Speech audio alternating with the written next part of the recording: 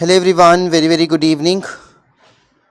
हाँ जी, welcome you all for the commerce PW UGC NET. और हम आज अपनी डिस्कशन स्टार्ट करने वाले हैं from the income tax act. So good evening everyone once again. और एक बार थोड़ा सा मैं आपको ओवरव्यू दे देता हूँ। सो आपको ऑलरेडी पता है हमारे पास टोटल 10 यूनिट्स हैं और हम जो स्टार्ट करने वाले हैं वो करने वाले हैं आज यूनिट नंबर 10, जो कि आपका है इनकम टैक्स। ठीक, सो यहाँ पर आपके पास कुछ चीज़ें भी साथ में इम्पॉर्टेंट रहेंगी। और यहाँ पर एक चीज़ ध्यान रखिएगा, आपके पास जितने भी सेक्शंस होंगे वो इम्पॉर्टेंट होंगे जहाँ पर भी प्रेजेंटेड है। Sections are important wherever written in the notes. जहाँ पर आपके पास नोट्स में सेक्शन हैं वो इम्पॉर्टेंट हैं, उसके अलावा और भी होंगे जो हमारे लिए इम्पॉर्टेंट होंगे। आपके पास नंबर ऑफ़ क्वेश्चंस थ्योरेटिकल और प्रैक्टिकल एज सच कोई बाइफर्गेशन नहीं है, बट प्रैक्टिकल क्वेश्चंस कम आएंगे और थ्योरेटिकल ज़्यादा आएंगे। लेकिन थ्योरेटिकल का कंसेप्ट आपको तभी समझ में आएगा जब हमने प्रैक्टिकल इम्प्लीकेशन देखा हो। So theoretical questions are not theoretical but they are concept based. ठीक, हाँ जी, Ranjita, Ritu, Mohammad, Vibha and others, very good evening. तो इनकम टैक्स हम स्टार्ट करने वाले हैं। उससे पहले आपका कोई जनरल डाउट पेपर को लेकर या किसी यूनिट को लेकर, टोटल हमारे पास 10 यूनिट्स हैं, यूनिट नंबर 10 से हम स्टार्ट कर रहे हैं। अगर आपका कुछ जनरल डाउट है with regard to anything you can ask me, और अगर नहीं है तो एक बार बस थम्स अप कर दीजिएगा, एक बार यस बोल दीजिएगा, फिर हम इनकम टैक्स को देन स्टार्ट करते हैं। ठीक, चलिए स्टार्ट करते हैं देन। और ध्यान रखिएगा, सबसे पहले हमारे पास एग्जैक्टली जो टैक्स है ये क्या है। टैक्स आपका एक तरीके का कंपल्सरी पेमेंट है जो कि गवर्नमेंट ऑफ इंडिया के पास जाती है और स्टेट गवर्नमेंट के पास जाती है for the development of the country. ठीक, हाँ, सिलेबस आपका कंप्लीट होगा Sohail, don't worry for that. तो टैक्स आपके पास एक कंपल्सरी पेमेंट है जो दी जाती है किसको, to the government, whether state government और central government, for the development of the country. और हमारे पास ब्रॉड कैटेगरी पे जो टैक्स होता है वो दो तरीके का होता है। एक आपके पास आता है डायरेक्ट टैक्स और एक हमारे पास होता है इनडायरेक्ट टैक्स। तो आपके पास ये टैक्स का स्ट्रक्चर है जो ब्रॉडली दो तरीके से डिवाइड होता है, एक आपका डायरेक्ट टैक्स और एक आपका इनडायरेक्ट टैक्स। दिसंबर तक नहीं सोहेल प्रेजेंट होगा आपके पास प्लानर। अगर पेपर जल्दी होता है तो फिर आपका पेपर जो प्लान है अकॉर्डिंगली प्री प्लान हो जाएगा, बट अभी तक हमारे पास ये जनवरी तक जाएगा जैसा आपके प्लान में है। आपने किसी भी यूनिट के लिए कोई बुक नहीं लेनी है। PYQ की प्रैक्टिस के लिए बुक लेना चाहें तो ले सकते हैं। कंसेप्ट जितना हम क्लास में करेंगे that is enough with PYQ and practice questions. ठीक है, तो बुक वगैरह हमें जो है वो परचेज करने की रिक्वायरमेंट नहीं है। अब आपके पास डायरेक्ट टैक्स का मतलब क्या है। डायरेक्ट टैक्स आपका वो टैक्स होता है जिस पर्टिकुलर टैक्स के बर्डन को आप शिफ्ट कर सकते हो। बर्डन कैन, जिस पर्टिकुलर टैक्स के बर्डन को आप शिफ्ट नहीं कर सकते वो आपके पास कहलाता है क्या, डायरेक्ट टैक्स। कहने का मतलब क्या है, कहने का मतलब ये है कि जैसे आपके पास हाउस टैक्स जो ओनर है वही देगा और ओनर इसे किसी थर्ड पर्सन को शिफ्ट नहीं कर सकता। जैसे आपके पास इनकम टैक्स, तो इनकम टैक्स भी वही देगा जो अल्टीमेटली इनकम कमा रहा है, जो इनकम का ओनर है। तो ये आपका होता है डायरेक्ट टैक्स। इनडायरेक्ट टैक्स क्या होता है, इनडायरेक्ट टैक्स आपका होता है पर्टिकुलर, इनडायरेक्ट टैक्स आपका होता है जिसके बर्डन को शिफ्ट किया जा सकता है। The burden can be shifted. अब ये बर्डन कैसे शिफ्ट हो सकता है? अगर मैं बात करूं आपके पास, फॉर एग्जाम्पल यहां पर मैं बात कर रहा हूं जैसे आपका सेल्स टैक्स, या फिर मैं आपके साथ बात कर रहा हूं सर्विस टैक्स, या फिर मैं आपके पास बात कर रहा हूं एक्साइज ड्यूटी की, या फिर मैं आपके पास बात कर रहा हूं कस्टम ड्यूटी की। ये जितने भी टैक्सेस हैं ये आपके पास इनडायरेक्ट टैक्स हैं। सेल्स टैक्स जो सेल के ऊपर लगता है, सर्विस टैक्स जो सर्विसेज हम अवेल करते हैं उस पे लगता है, एक्साइज ड्यूटी जो मैन्युफैक्चरिंग करते हैं हम किसी आर्टिकल की उस पे लगती है, कस्टम ड्यूटी जो हम एक्सपोर्ट इंपोर्ट करते हैं उस पे लगती है। अब यहाँ पर होता क्या है, जैसे आपने कोई सर्विसेज ली तो आपने एक अमाउंट पर अलग से एडिशनल टैक्स भी दिया होगा। मतलब आपने कोई गुड्स खरीदे, मान लीजिए आपने डोमिनोज से डोमिनोज का पिज़्ज़ा ख़रीदा। अब इस डोमिनोज पिज़्ज़ा का प्राइस था मान लीजिए 100, तो आपने साथ में गवर्नमेंट को गुड्स एंड सर्विस टैक्स भी दिया होगा। मान लीजिए जीएसटी का रेट है 18%, तो आपने 18 रुपये और ऊपर से दिए होंगे जो कि आपके पास एक गुड्स एंड सर्विस टैक्स का अमाउंट है। और आपने टोटल पेमेंट जो डोमिनोज पिज़्ज़ा को करी वो कितनी करी? 118। अब डोमिनोज पिज़्ज़ा ये जो आपके पास 18 रुपये कलेक्ट किए गए हैं आपसे, ये 18 रुपये डोमिनोज पिज़्ज़ा किसको देगा? गवर्नमेंट को देगा। तो यहाँ पर बर्डन कैसे शिफ्ट हुआ? डोमिनोज पिज़्ज़ा ने 18 रुपये आपसे कलेक्ट करे और गवर्नमेंट को दिए, तो डोमिनोज पिज़्ज़ा ने टैक्स का बर्डन कंज्यूमर पे शिफ्ट कर दिया। Burden can be shifted. तो यहाँ पर अल्टीमेट जो बर्डन है वो कंज्यूमर के ऊपर, फाइनल कंज्यूमर के ऊपर शिफ्ट होता है। So that is indirect tax. हमारे सिलेबस में इनडायरेक्ट टैक्स का पार्ट कवर्ड है जीएसटी में, जो कि आपका यूनिट नंबर 9 में है। हम यहाँ पर इसकी कोई चर्चा नहीं करेंगे। अब यहाँ पर एक चीज़ ध्यान रखिएगा, हमारे पास इंडिया में जो डायरेक्ट टैक्स का स्ट्रक्चर बेस्ड है वो आपका प्रोग्रेसिव बेस्ड है। प्रोग्रेसिव का मतलब क्या है? प्रोग्रेसिव का मतलब है जैसे जैसे आपके पास इनकम बढ़ेगी वैसे वैसे टैक्स भी बढ़ता जाएगा, इसे कहा जाता है प्रोग्रेसिव। तो हम जितना ज़्यादा पैसा कमाते जाएंगे वैसे वैसे हमारे पास टैक्स की जो कलेक्शन है, टैक्स की जो पेमेंट है वो बढ़ती जाएगी। मतलब जो व्यक्ति 10 लाख कमा रहा है वो टैक्स कंपैरेटिवली कम देगा, जो 20 लाख कमा रहा है वो थोड़ा ज़्यादा देगा, जो 30 लाख कमा रहा है वो और ज़्यादा देगा, जो 50 लाख कमा रहा है वो और ज़्यादा देगा। तो जैसे जैसे इनकम बढ़ेगी वैसे वैसे टैक्स का अमाउंट भी बढ़ेगा, वो आपका कहलाता है प्रोग्रेसिव। और इनडायरेक्ट टैक्स का जो हमारा स्ट्रक्चर है ये हमारा बेस्ड है रिग्रेसिव। रिग्रेसिव का मतलब क्या होता है? अब गवर्नमेंट को क्या चाहिए? ज़्यादा से ज़्यादा गुड्स प्रोड्यूस हो, ज़्यादा से ज़्यादा प्रोडक्शन हो, ज़्यादा से ज़्यादा मैन्युफैक्चरिंग हो, ज़्यादा से ज़्यादा एक्सपोर्ट हो। तो गवर्नमेंट मेक इन इंडिया पे काम कर रही है।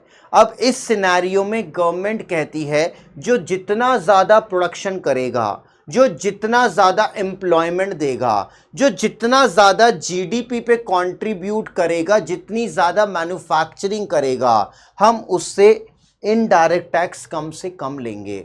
जो जितना कंट्रीब्यूट करेगा इकॉनमी को डेवलप करने में, हम उससे टैक्सेस कम लेंगे। वो आपका कहलाता है रिग्रेसिव टैक्स सिस्टम। तो प्रोग्रेसिव होता है इनकम बढ़ेगी टैक्स बढ़ता जाएगा, और रिग्रेसिव होता है जैसे जैसे हमारा प्रोडक्शन बढ़ेगा गवर्नमेंट हमसे कम टैक्स लेगी। तो प्रोग्रेसिव और रिग्रेसिव दोनों ऑपोजिट हैं, ध्यान रखना। ठीक। सोहेल, कोशिश होगी अगर कंपैरेटिवली नेट के एग्ज़ाम की डेट जल्दी हुई तो, अदरवाइज़ आई थिंक शायद आप प्लानर में चेक कीजिएगा लास्ट डेट कब तक है। आप एक बार डाउट फर्दर रेस कर दीजिएगा प्लीज़, तो आपको अपडेटेड नोटिफिकेशन इस पर मिल जाएगा। रिकॉर्डेड अवेलेबल रहेंगी पूजा, जितनी भी हमारी क्लासेस होंगी टिल योर एग्ज़ाम। एंड आज कॉमन पेपर की शायद कुछ इमरजेंसी में क्लास कैंसिल हो गई, वो नहीं हुई है दीक्षा, वो आपकी कल या परसों में होगी। नोट्स आप प्लीज़ थोड़ा सा बनाएंगे तो आपको रिटेन करने में हेल्प होगी। जितना मैं बोर्ड पे अपनी लैंग्वेज में लिख रहा हूँ वो ज़रूर आप बाद में अपने नोट्स बनाएं, ताकि आप जो रिटेंशन कर पाएँ कंसेप्ट की वो आसानी से कर पाएँ। एक बार अगर आप अपनी सारी चीज़ें हाथों से लिख लेंगे तो कंपैरेटिवली नोट्स को रिवाइज करना ईजी हो जाता है। ठीक,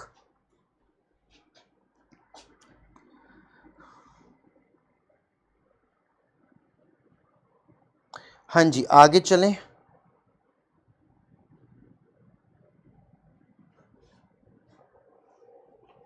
ठीक, तो हमें जो कवर करना है वो क्या करना है, हमें कवर करना है डायरेक्ट टैक्स। रिग्रेसिव का मतलब है बच्चे, जैसे जो जितना ज़्यादा गुड्स बनाएगा उतना ही ज़्यादा हम एक्सपोर्ट कर पाएंगे। जो जितना ज़्यादा गुड्स को बनाकर बेचेगा उतना ही हम पर्टिकुलर जीडीपी पे कंट्रीब्यूट कर पाएंगे। तो सरकार मोटिवेट करती है बिजनेस करने वाले व्यक्तियों को कि आप ज़्यादा से ज़्यादा गुड्स बनाओ, आप ज़्यादा से ज़्यादा एक्सपोर्ट करो। तो ऐसे में क्या होगा, जीडीपी हमारी बढ़ेगी। तो इकॉनमी को एनहांस करने के लिए हम कहते हैं जो जितना ज़्यादा बनाएगा उससे हम उतना टैक्स कम लेते जाएंगे, क्योंकि वो मेजरली कंट्रीब्यूट कर रहा है for the development of the country. In short, progressive tax का मतलब है, प्रोग्रेसिव टैक्स का मतलब है इनकम बढ़ेगी तो आपके पास अकॉर्डिंगली टैक्स भी बढ़ता जाएगा। और रिग्रेसिव आपका मतलब है अगर कोई जितनी ज़्यादा इकॉनमी को डेवलपमेंट करने में कंट्रीब्यूट देगा उतना ही कम उससे टैक्स लिया जाएगा। ये आपका रिग्रेसिव टैक्स है, ध्यान रखिएगा। तो ये हमारे पास डायरेक्ट टैक्सेस हैं, हमें खाली क्या पढ़ना है, इनकम टैक्स। गिफ्ट टैक्स अब नहीं है, ये आपका 1958 में आया था, अब अबॉलिश हो चुका है। और वेल्थ टैक्स आपका 1957 में आया था, 2015 में अबॉलिश हो गया, हमारे सिलेबस में नहीं है। सिक्योरिटी ट्रांजैक्शन टैक्स जो हम शेयर की सेल परचेज करते हैं उस पे लगता है। आप Bombay stock exchange, national stock exchange के थ्रू शेयर का लेन देन करेंगे तो जो शेयर का लेन देन करेगा वो सिक्योरिटी ट्रांजैक्शन टैक्स पे करेगा, इसे हम बोलते हैं शॉर्ट में एसटीटी। फ्रिंज बेनिफिट टैक्स आपके 2004 में इंट्रोड्यूस हुए थे, 2010 में अबॉलिश हो गए, आपने नहीं पढ़ने। और corporation tax, tax on the corporation income, tax on corporate income. तो ये आपका क्या कहलाता है, ये आपका कॉरपोरेशन टैक्स कहलाता है। ठीक है, हमें जो मेजरली पढ़ना है वो क्या पढ़ना है, हमें इनकम टैक्स पढ़ना है। तो थोड़ा सा यहाँ पर प्रोग्रेसिव और रिग्रेसिव के बारे में मैंने बताया है, एक बार आप इस पे नज़र मार लीजिएगा। मैं आपको यहाँ पर सजेशन दूंगा, रीड कर लीजिएगा, कहीं पर कोई डाउट है तो मुझसे पूछेंगे। डेफिनेशन को प्लीज़ वर्ड बाय वर्ड आप लोग रीड करेंगे। रीडिंग की हैबिट जितनी जल्दी डालेंगे उतना ही आप रिवाइज कर पाएंगे साथ के साथ। तो प्लीज़ थोड़ा सा यहाँ पर रीड करें और देखें कहीं पर किसी को कोई डाउट है तो।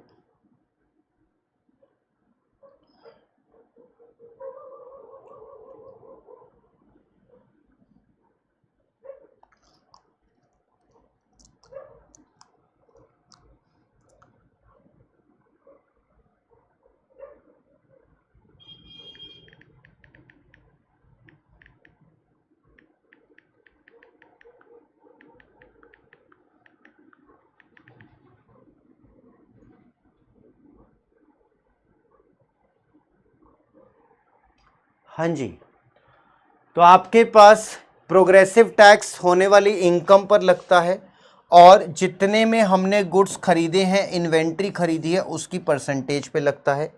इनकम होगी तो ही हमें इनकम टैक्स देना है, इनकम नहीं होगी तो नहीं देना। डोमिनोज का पिज़्ज़ा खरीदा, वोडाफोन का रिचार्ज कराया, कोई सर्विस ली, हमें साथ में देना ही पड़ेगा। यहाँ पर आपके पास एबिलिटी मैटर नहीं करती। ये डायरेक्ट टैक्स है, ये इनडायरेक्ट टैक्स है। बेनिफिट लो इनकम वालों को मिलेगा, कम इनकम तो कम टैक्स। और यहाँ जो जितना हाई इनकम से होगा उतनी ज़्यादा प्रोडक्शन करेगा तो उसको इनडायरेक्ट टैक्स उतना ही कम देना है। ठीक, ये रहा हिंदी में। आपका हिंदी में क्यों नहीं है, जस्ट अ मोमेंट। ये वाला शायद हिंदी में नहीं है, I am so sorry, but मैंने एक्सप्लेन कर दिया आयुषी। आप जब नोट्स डाउनलोड करेंगे तो ये आपको हिंदी में मिल जाएगा। वैसे तो नोट्स हमारे पास हिंदी में हैं, बट ये वाला जो चार्ट है ये शायद नहीं है। आप एक बार नोट्स से पढ़ लीजिएगा हिंदी में, मैंने एक्सप्लेन कर दिया है। ठीक है आयुषी, कोई जनरल डाउट है तो पूछ सकते हैं।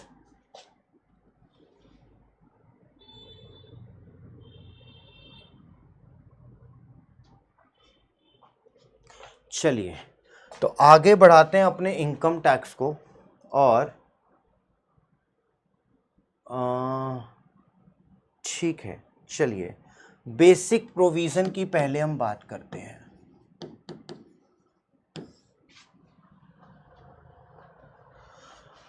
हाँ जी, इनकम टैक्स में हमारा जो ईयर स्टार्ट होता है वो ईयर स्टार्ट होता है 1 अप्रैल को, ये फिक्स है। और जो आपका ईयर ख़त्म होता है इनकम टैक्स में, ये ख़त्म होता है 31 मार्च को। मतलब जो अभी हमारा रीसेंट ईयर ख़त्म हुआ वो कौन सा हुआ, 31 मार्च। अभी हमारी पीछे कौन सी गई है, 31 मार्च 2024 गई है। इसका मतलब ये ईयर स्टार्ट हुआ होगा 1 अप्रैल 2023 को। अब यहाँ पर एक चीज़ ध्यान रखिएगा, हमारे पास यहाँ पर दो अलग अलग लोग हैं। एक तरफ इनकम टैक्स डिपार्टमेंट है जो गवर्नमेंट के द्वारा रेगुलेट किया जा रहा है, central board of direct taxes CBDT. एक तरफ इनकम टैक्स डिपार्टमेंट है, एक तरफ टैक्स पेयर है, मतलब हम लोग। टैक्स पे करने वाला व्यक्ति हमेशा ये चाहेगा टैक्स कम से कम देना पड़े, टैक्स की चोरी की जा सके। और जो इनकम टैक्स डिपार्टमेंट है वो हमेशा चाहेगा टैक्स की कलेक्शन ज़्यादा से ज़्यादा हो। दोनों अपने अपने पर्पस के लिए काम कर रहे हैं। हम इनकम टैक्स लॉ पढ़ रहे हैं तो हम इस पॉइंट ऑफ व्यू से पढ़ेंगे कि डिपार्टमेंट की कलेक्शन ज़्यादा से ज़्यादा हो। तो आपको पूरे इनकम टैक्स में ये चीज़ ध्यान रखनी है कि इनकम टैक्स इस तरीके से बनाया गया है कि हमारे पास टैक्स की कलेक्शन ज़्यादा से ज़्यादा हो। हमें डिपार्टमेंट के पॉइंट ऑफ व्यू से सोचना है, हमें टैक्स पेयर के पॉइंट ऑफ व्यू से नहीं सोचना है। अब आपके पास इनकम टैक्स में ईयर स्टार्ट होता है 1 अप्रैल 2023 और ये ईयर हमारा ख़त्म हुआ 31 मार्च 2024 को। इस पूरे पीरियड में जो भी कमाया होगा एक पर्टिकुलर इंडिविजुअल या कंपनी ने, कैसे कैसे कमाई हो सकता है व्यक्ति एम्प्लॉयमेंट में हो तो उसने सैलरी से कमाया हो सकता है कोई पर्टिकुलर हाउस प्रॉपर्टी रेंट पर दी हो तो रेंट से कमाया हो, तो आपके पास रेंट की इनकम हो सकता है कोई व्यक्ति बिजनेस में इन्वॉल्व हो तो बिजनेस की इनकम हो सकता है किसी ने शेयर बेचे, किसी ने कोई अपना घर बेचा या कमर्शियल प्रॉपर्टी बेची या बॉन्ड बेचे या ज्वेलरी बेची या फिर कोई कैपिटल एसेट बेची, तो जो गेन हुआ हो वो कैपिटल गेन हुआ हो। या फिर इसके अलावा आपके पास गेन हो सकता है लॉटरी की इनकम से, गेन हो सकता है बैंक के इंटरेस्ट से, गेन हो सकता है आपको कंपनी के शेयर की डिविडेंड की इनकम से, गेन हो सकता है आपको लॉटरी की इनकम से, गेन हो सकता है आपको सट्टे की इनकम से, स्पेकुलेशन से। जो सैलरी में नहीं आया, किराए की इनकम में नहीं आया, व्यापार में नहीं आया, कैपिटल एसेट में नहीं आया, वो अदर सोर्स में चला जाएगा। मतलब एक व्यक्ति की ये 5 तरीके की इनकम हो सकती है एक साल में। अब सरकार कहती है इस 5 तरीके की इनकम पर आपको अपनी इनकम के ऊपर 31 मार्च तक हमें सारा टैक्स दे देना है। ये आपके पास लास्ट डे है किस चीज का, ये आपका लास्ट डे है पेमेंट ऑफ टैक्स का। मतलब आपको 31 मार्च तक अपना सारा टैक्स पे कर देना है। मैं वापस जा रहा हूँ, थोड़ा सा प्लीज़ आप डाउट पहले पूछें तो इजी रहेगा एक्सप्लेन करने में। रंगोली, ठीक है, मैं इसको एक्सप्लेन कर रहा हूँ। Point number this one, ability to pay. अगर मेरी इनकम ही नहीं है तो मेरी टैक्स पे करने की एबिलिटी नहीं होगी। जब कमाया ही नहीं तो टैक्स कहाँ से पे करूँ। अब आपने मोबाइल फ़ोन खरीदा, आप जब तक टैक्स देंगे नहीं, आप मोबाइल फ़ोन खरीद ही नहीं पाएंगे। आपने एसी खरीदा, आप जब तक एसी के ऊपर जीएसटी नहीं दे देंगे, आप एसी खरीद ही नहीं पाएंगे। आप जब तक पिज़्ज़ा को जीएसटी के साथ नहीं खरीद लेंगे, आप तब तक पिज़्ज़ा खरीद ही नहीं पाएंगे। कहने का मतलब क्या है कि आपको इनडायरेक्ट टैक्स पे करने के बाद ही गुड्स या सर्विस मिलेंगी। तो आपकी इनकम है या नहीं है, उससे सरकार को मतलब नहीं है। आपको फाइनल प्राइस बताया जाता है गुड्स कितने में मिलेंगे, वो होता है विद जीएसटी। तो आपकी एबिलिटी है या नहीं है, आपको वो दाम देना ही पड़ेगा। So that's why it is written does not matter. हाँ जी, Rangoli, is it clear to you? Does not matter and matters. आप अपने नियर बाय देखिए, आपने जब रिचार्ज कराया होगा मोबाइल का, तो आपने 100 रुपये का रिचार्ज कराया है, तो साथ में जीएसटी भी दिया होगा। आप नहीं बोल सकते मेरे पास नहीं है, क्योंकि आप गुड्स और सर्विसेज तभी अवेल कर पाएंगे जब आपने जीएसटी का अमाउंट दे दिया हो।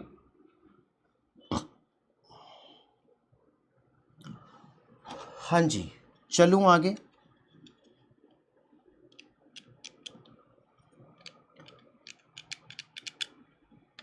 Is it clear?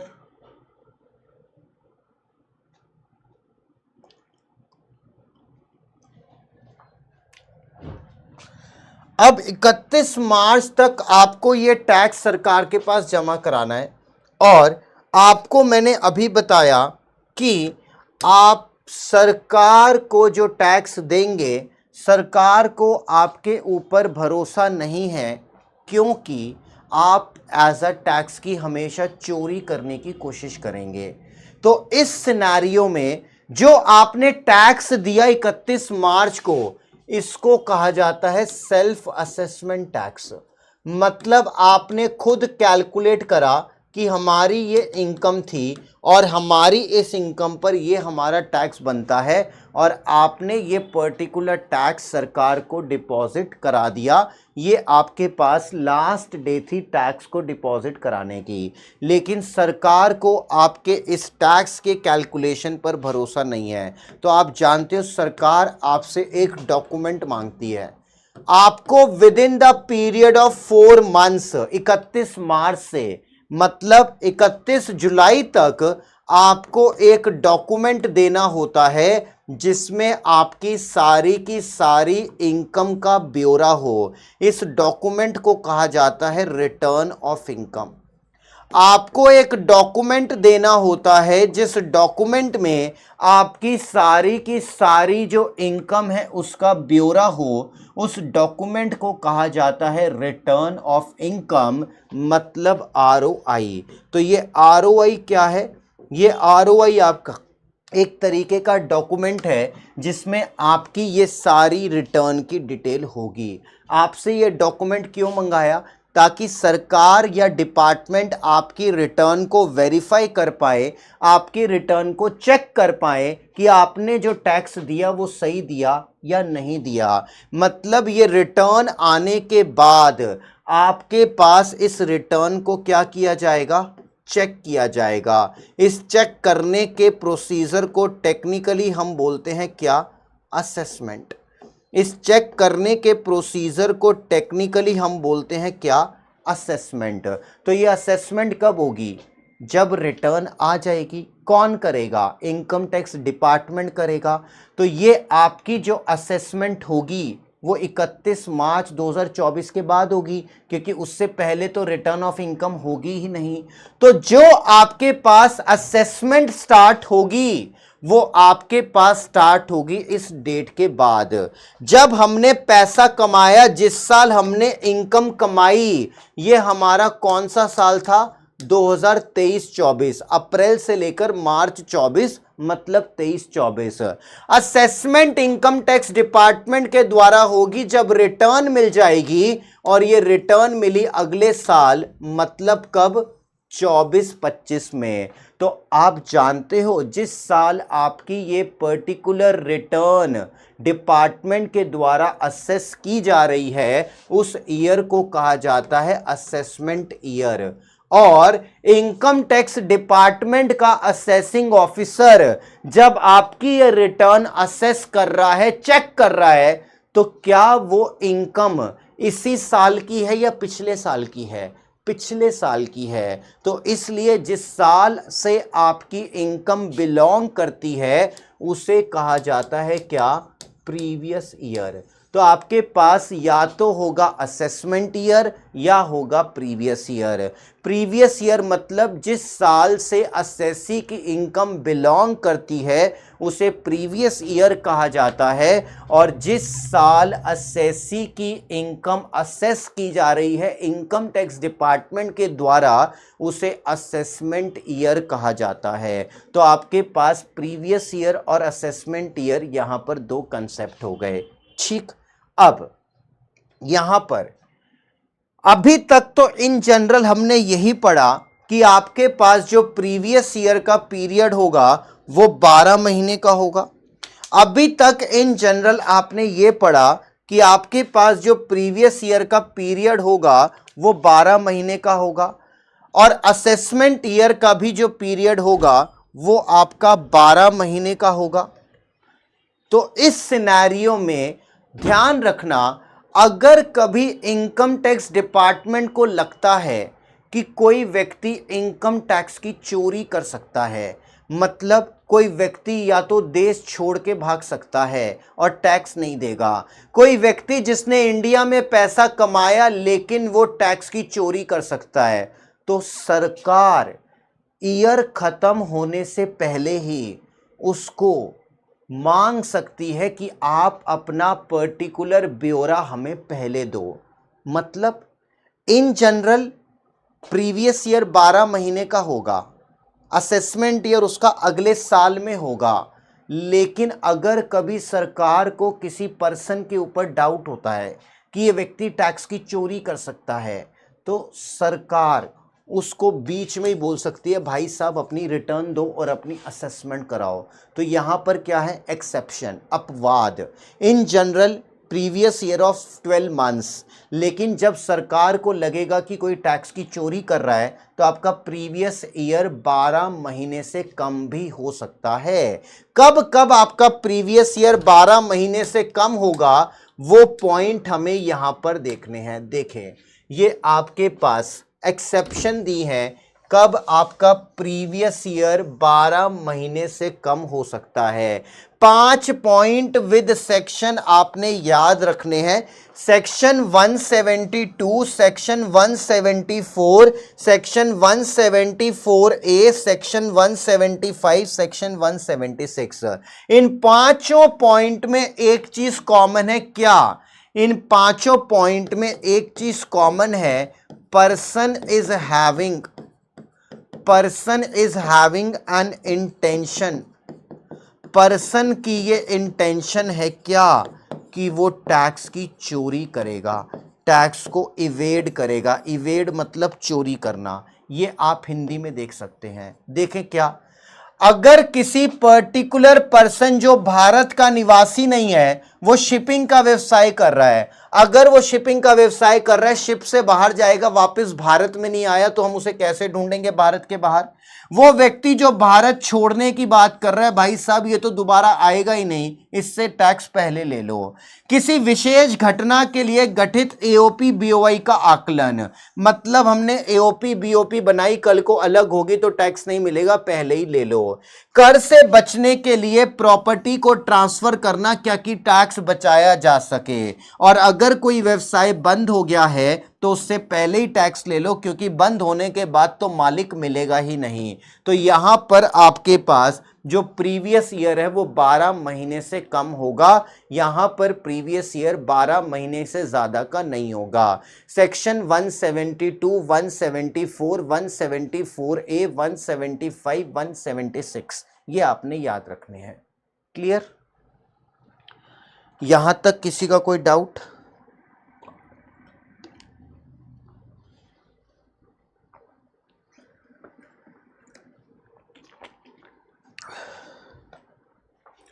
हाँ जी, आगे चलें।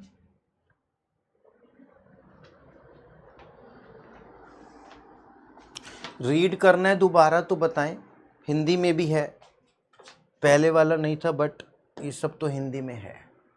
हाँ जी,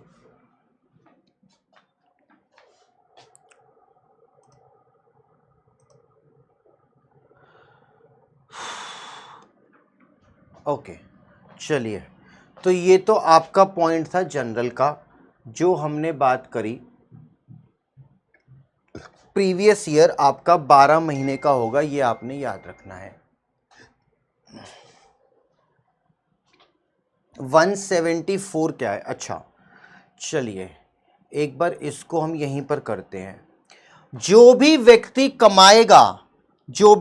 कमाएगा सैलरी की इनकम या बिजनेस की इनकम या अदर सोर्स की इनकम या हाउस प्रॉपर्टी की इनकम, कोई भी व्यक्ति जो कमाएगा, ध्यान रखिएगा वो कौन कौन से व्यक्ति हो सकते हैं। इनकम टैक्स में ऐसे 7 तरीके के व्यक्ति बताए गए हैं।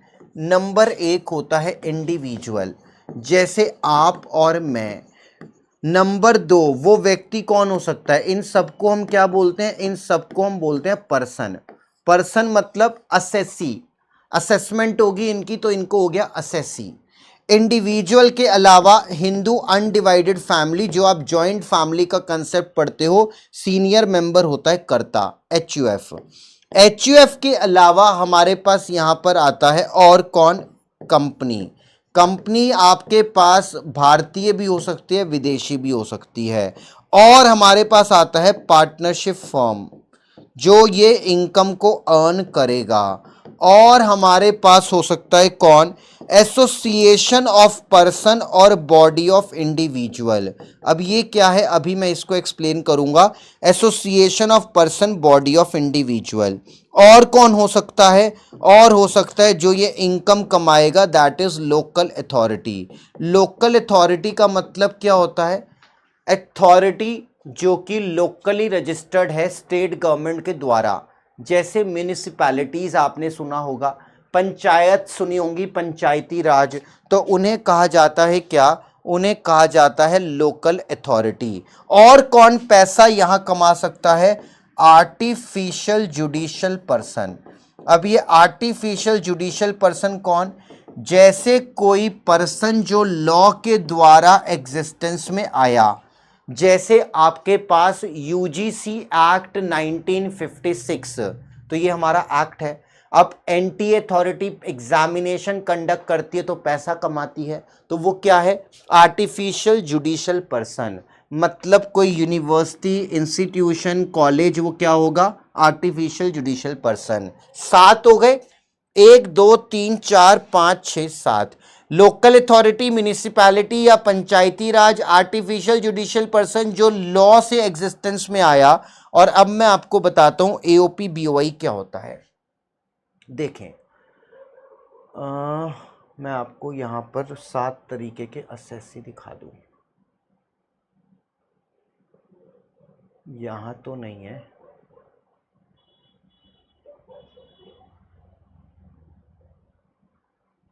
कोई नहीं।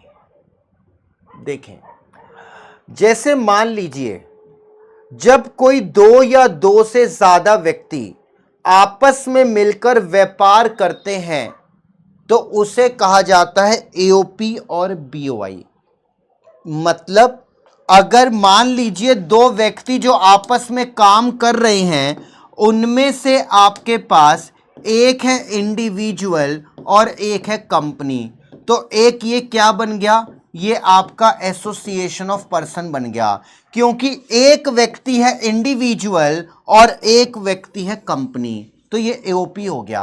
अगर इंडिविजुअल आपस में मिलकर व्यापार कर रहे हैं, ये व्यापार कैसा होगा, जैसे मान लीजिए कोई मेट्रो का कंस्ट्रक्शन काम है, जैसे ही मेट्रो कंप्लीट हो जाएगी ये दोनों अलग अलग हो जाएंगे, तो ये काम को करने के लिए साथ में आए, काम खत्म हो गया, ये अलग अलग हो जाएंगे।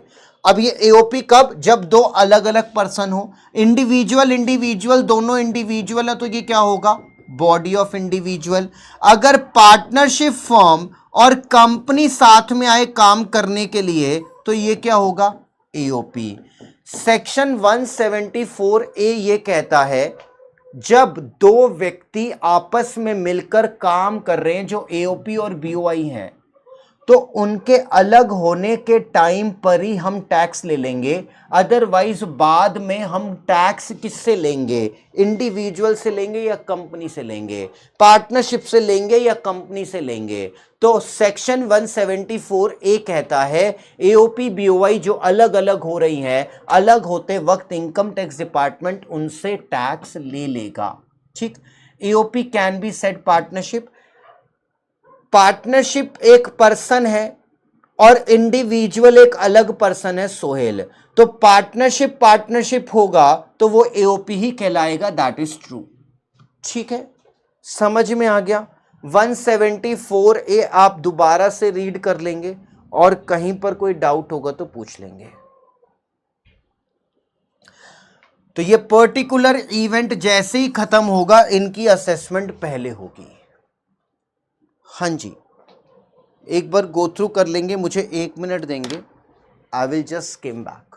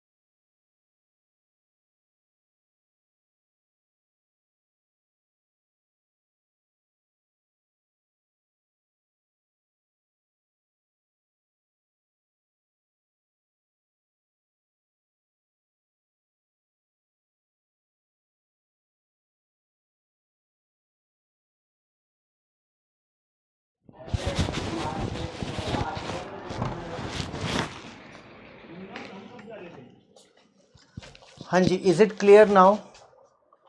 चलें आगे। ठीक, अब आपको मैं बता रहा हूं कि हम इनकम को कैसे कैलकुलेट करते हैं। अगर हमें कहीं पर इनकम निकालनी पड़े, टैक्स निकालना पड़े, तो आपका जो इनकम पर टैक्स निकलता है वो कैसे निकलता है। सबसे पहले हम जो टोटल इनकम है सारे सोर्सेस की उसे हम ऐड करते हैं। तो हम सबसे पहले क्या करते हैं, हमारी सैलरी की इनकम कितनी, हमारी हाउस प्रॉपर्टी की इनकम कितनी, हमारी पीजीबीपी मतलब profit and gains from business और प्रोफेशन की इनकम कितनी, और इसके अलावा हमारी कैपिटल गेन की इनकम कितनी, और कैपिटल गेन के अलावा हमारी अदर सोर्स की इनकम कितनी। इन सारी इनकम को सम टोटल किया जाता है और सम टोटल करने के बाद जो हमारे पास आता है इसे हम बोलते हैं ग्रॉस टोटल इनकम। इस ग्रॉस टोटल इनकम में से आपको सरकार कुछ बेनिफिट देती है जिसे कहा जाता है डिडक्शन 80C से 80U तक, और इसे हम माइनस करने के बाद जो वर्ड यहां पर लिखते हैं उसे कहते हैं टोटल इनकम। अब इस टोटल इनकम पर क्या निकलता है, इस टोटल इनकम पर टैक्स निकलता है, और ये टैक्स कैसे निकलता है हम टैक्स के ऊपर चर्चा करेंगे। कंपनी का रेजिडेंशियल स्टेटस हम अगली बारी क्लास में डिस्कस करेंगे सोहेल, जो हमारी अगली क्लास होगी वहां पर हम रेजिडेंशियल स्टेटस को डिस्कस करेंगे। ठीक है, टॉपिक बाय टॉपिक चलेंगे, आज मैं ज़्यादा नहीं कराऊंगा। मैं चाहता हूं आप एक बार बेसिक पे क्लैरिटी ले लें। इवन टैक्स की कैलकुलेशन भी कॉम्प्लेक्स है, तो आप टैक्स की कैलकुलेशन भी अगली बार सीखेंगे। मैं जस्ट आपको आज एक बेसिक आइडिया दे रहा हूँ, बाकी नेक्स्ट क्लास में फिर टॉपिक बाय टॉपिक हम चलेंगे। ठीक है, अब आपको यहाँ पर ये समझना है कि ये टैक्स जो इनकम टैक्स है हम कैसे कैलकुलेट करते हैं, हाउ टू कैलकुलेट।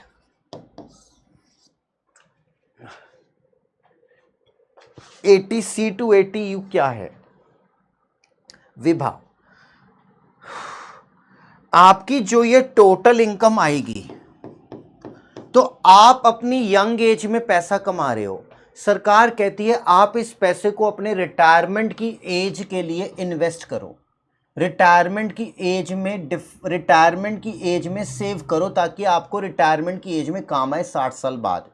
तो वो पैसा जो आप अपनी इनकम में से अपने फ्यूचर के लिए बचा रहे हो, सरकार उस पर आपसे टैक्स नहीं लेती। अभी बस आप ये समझ लो, ये आपकी एक तरीके की सेविंग है। सरकार कहती है जितना पैसा आप सेव कर लोगे, हम आज उस पर आपसे टैक्स नहीं लेंगे, ठीक है?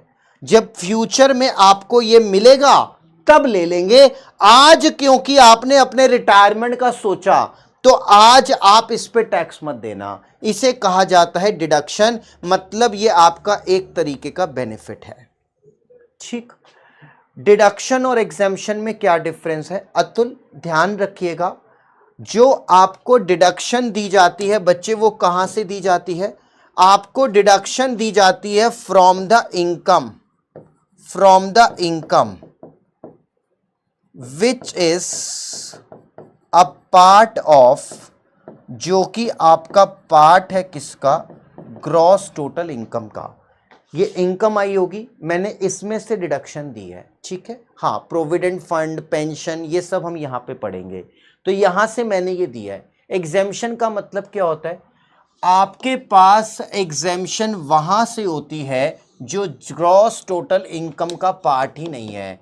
Exemptions are not included, exemption को इंक्लूड ही नहीं किया जाता ग्रॉस टोटल इनकम में। मतलब मान लीजिए अगर आपको 5 लाख रुपए का स्कॉलरशिप मिला, तो स्कॉलरशिप अदर सोर्स है, लेकिन सरकार कह रही है स्कॉलरशिप मिला है एजुकेशन के लिए, तो हम आपसे उस स्कॉलरशिप पर टैक्स ही नहीं लेंगे, तो वो स्कॉलरशिप आपकी यहां पर आएगी नहीं। तो वो आपकी इनकम क्या हो गई? पूरी एग्जेम्प्ट हो गई, छूट मिल गई। तो एग्जेम्पशन मतलब वो इनकम जो आपके पास ग्रॉस टोटल का पार्ट ही नहीं है, और डिडक्शन मतलब आपकी इनकम में से कुछ आपको टैक्स में से कटौती दी जा रही है, ग्रॉस टोटल इनकम में से डिडक्शन दी जाएगी जो इनकम का पार्ट है। एग्जेम्पशन हमारे इनकम का पार्ट ही नहीं बनेगी। ये फर्क होता है एग्जेम्पशन और डिडक्शन में। अब मैं आपको बता दूं कि आपके पास टैक्स निकालने के लिए 2 तरीके हैं, और सरकार कहती है आप दोनों में से कोई भी चूज कर सकते हो। मैं आपको खाली 2 बता रहा हूं, इसको हम करेंगे नेक्स्ट क्लास में फ्रेश माइंड से, तो कि ये काफ़ी कॉम्प्लिकेटेड है। जस्ट मैं आपको ओवरव्यू दे रहा हूं। टैक्स निकालने के 2 तरीके हैं। एक कहा जाता है नॉर्मल, इसका कोई सेक्शन नहीं है, और एक आपके पास सेक्शन आता है सेक्शन 115 BAC का। अब मैं जो टैक्सेबिलिटी बता रहा हूं, ये किसकी बता रहा हूं? इंडिविजुअल की। कंपनी की अलग है, पार्टनरशिप की अलग है, AOP BOI की अलग है। मैं खाली बता रहा हूं इंडिविजुअल की। जैसे आप और मैं, तो हमारे पास 2 रास्ते हैं, या तो हम नॉर्मल में चले जाएं या 115 BAC में चले जाएं। सरकार कह रही है आपकी मर्जी है, जहां आपको लगता हो आपका टैक्स कम आ रहा है आप वहां चले जाओ। तो मैं या तो नॉर्मल में जाऊंगा या मैं 115 BAC में जाऊंगा। अगर मैं नॉर्मल में जाऊंगा तो रेट अलग है, यहां जाऊंगा तो रेट अलग है। वो रेट क्या है हम उसकी बात नहीं करेंगे, लेकिन जब आप अपनी रिटर्न भरने जाएंगे ऑनलाइन इनकम टैक्स डिपार्टमेंट पे, तो आपको ये मिलेगा एज सेलेक्टेड। अगर आप चेंज करना चाहते हैं, मतलब ऑटोमेटिक आपके ने अगर चेंज नहीं करा, आपके पास 115 BAC के हिसाब से कैलकुलेट होगा। अगर आप चेंज करना चाहते हैं तो आपको चेंज करना पड़ेगा टू शिफ्ट टू नॉर्मल। अगर हम नॉर्मल में जाना चाहते हैं तो हमें अप्लाई करना पड़ेगा, वी हैव टू अप्लाई। और यहाँ जैसे ही हम अप्लाई करेंगे हम नॉर्मल में आ जाएंगे, अदरवाइज हम ऑटोमेटिक किस पे जाएंगे, 115 बीएसी में जाएंगे। 115 बीएसी एक सेक्शन का कोड है, इसकी कोई फुल फॉर्म नहीं है। आप सेक्शन समझते हैं, सेक्शन क्या होता है, जब लॉ किसी चीज को बताता है, जैसे आपके बुक्स में पेज नंबर होते हैं, कौन सी चीज कौन से पेज नंबर पे है, ऐसे ही टैक्स को कैलकुलेट करने का एक और नया तरीका इस सेक्शन में है। आप सेक्शंस तो पढ़ते होंगे ना, इंडियन कॉन्ट्रैक्ट एक्ट लॉ आपने पढ़ा होगा, आपने कई सारे सेक्शंस इनकम टैक्स में पढ़े होंगे। सेक्शन आपके पास जैसे 80C हो गया, सेक्शन 16 सैलरी का हो गया, वैसे ही सेक्शन 115 बीएससी है जो आपको यह बताएगा कि हमें इस सेक्शन में टैक्स कैसे निकलेगा। Sohail, BSc question mark, BSc एक सेक्शन है और कुछ नहीं है, ठीक है।